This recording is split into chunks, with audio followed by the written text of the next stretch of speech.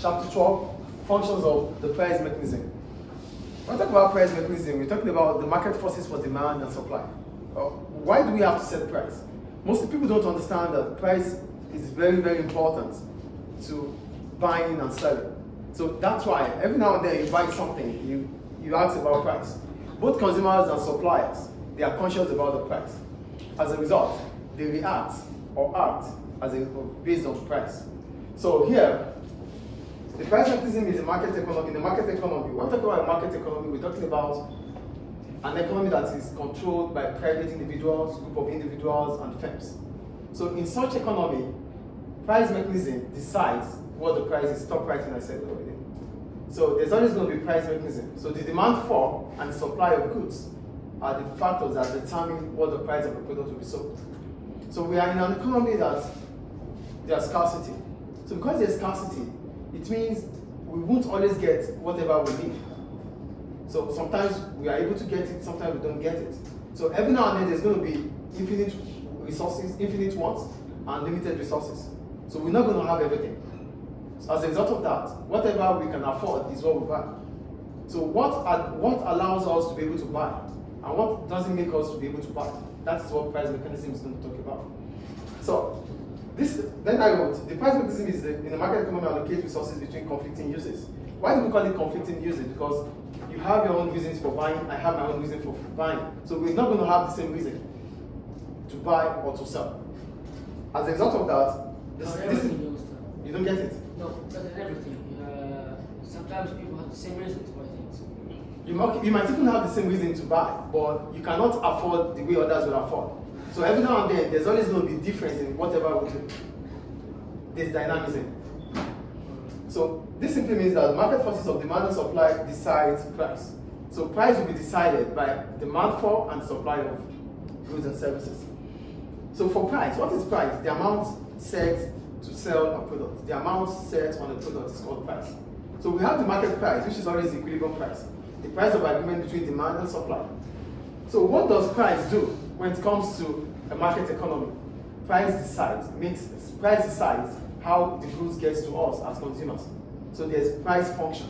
So what are the price functions? Price functions are signaling, price functions are rationing. So we're going to start with price as rationing. So what do we mean by rationing? Rationing simply means how the goods are being allocated to you. Or you're able to get it because you can afford it, or you couldn't get it because you cannot afford it. So that's what rationing is about. So allocation of resources is part of rationing. Do we get rationing here?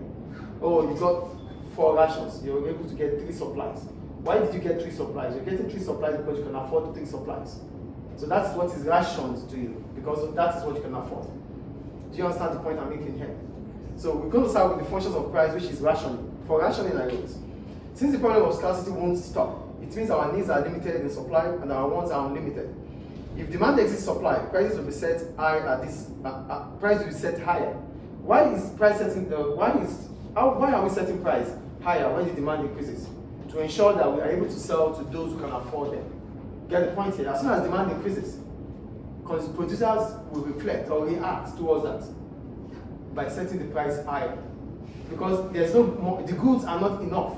The demand is exceeding the supply. That is what it means. For suppliers, they're not just going to supply it because the demand is increasing. They only want to supply. They want to ration those goods to those who can afford it. That is what rationing is about. Do we get rationing here? Do we get it or not? Yes. So the price will be set higher, as this ensures that goods are rationed to those who can afford them.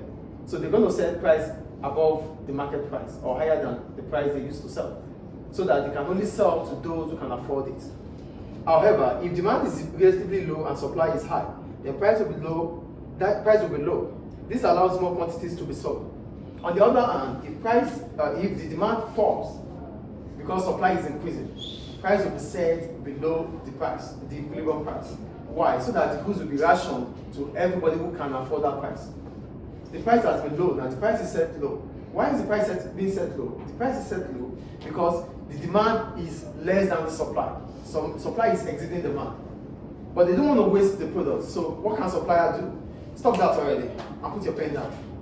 What can suppliers do? They want to sell the product. They want the market to clear. As a result of that, they have to reduce the price, so that enough of those products will be bought by consumers who have that opportunity to buy it.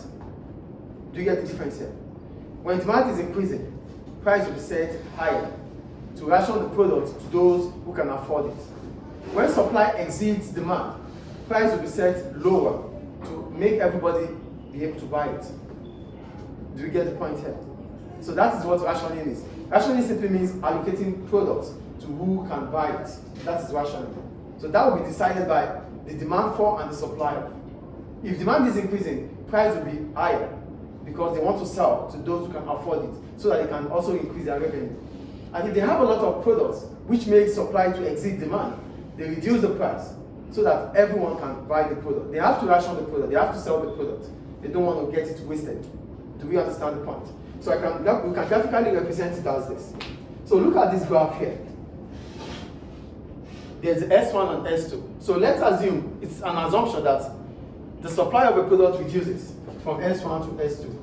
If the supply of a product reduces from S1 to S2, what does that simply imply? It simply implies that the quantity demanded would fall from OB to OA. Do you get the point here or not? The supply falls from S1 to S2. At this point in time, it is assumed that the quantity demanded would fall from OB to OA. This is a movement upward. This is the demand curve, right? Yes. The demand curve have moved upward from B to A, from OB to OA. Do you get the point here? Do you get it or not? No. There's an assumption here that the quantity supplied has fallen, that has shifted to the left from S1 to S2. So if the supply curve has shifted to the left from S1 to S2, it brings about an upward movement in the demand curve. An upward movement in the demand curve from here down here. Do we get it now or not? This is the demand curve, right? Supply has shifted from S1 to S2. This will bring about an upward movement from on the demand curve. This is the demand curve from OB to OA. Do you get it now or not? Yeah. Do we get it or not? Yes. A leftward shift in the supply curve from S1 to S2 will bring about an upward movement in the demand curve from OB to OA at this point. And what happens to the equilibrium price? The equilibrium price will increase from OF to OE. Do we get it? Yes. So what does this simply imply? This simply implies that the price of the goods has increased and the goods will be rationed to those who can pay at OE. Are we together? No. No.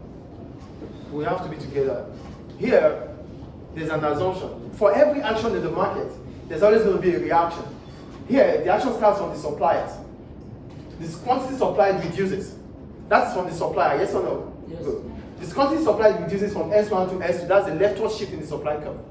A leftward shift in the supply curve has brought about a movement along the demand curve, upward. This is the demand curve, right? Yes. It is here. At OF, it is here. Now, a shift in the supply curve from S1 to S2 will bring about an upward movement in the demand curve. An upward movement in the demand curve. From OB, the demand curve is at OB, right? Based on what we have here, our equilibrium price is OF, S1, OB. Sit properly, please. OB, OF, S1, and B. That is equilibrium. That is what the market is presently. Yes or no? Yes. So there's a movement, there's a shift leftward in the supply curve. Now we don't have S1 anymore. It is to S2, right? To S2. A shift leftward to S2 will mean that there's an upward movement in the demand curve from OB to OA. There's a movement upward. Demand curve is going up here. This is demand curve, right? Is it going down or up? It's going up here from OB to OA. And this sets a new equilibrium price, a high equilibrium price at E. Do we get it now or not? Yes. So what happens here? We're going to have a new equilibrium at OE, not OF anymore. We're going to have OE, we're going to have S2 and OA. Because the supply curve has shifted leftward. So this means the supply in the market has reduced.